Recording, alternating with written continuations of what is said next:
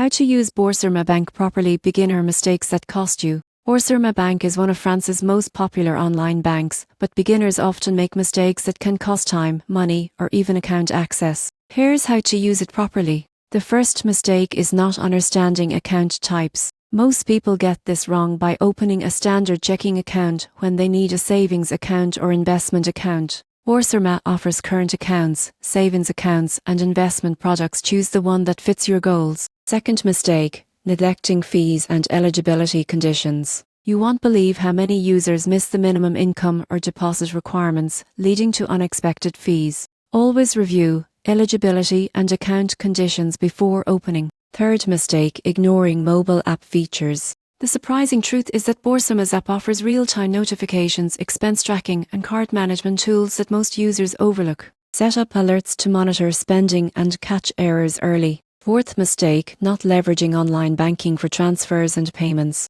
Beginners often visit branches or use traditional methods unnecessarily. Boursorama allows instant SEPA transfers, international payments, and bill management directly from the app. Finally, failing to secure your account properly is common. Use strong passwords, enable two-factor authentication, and monitor account activity regularly to prevent fraud.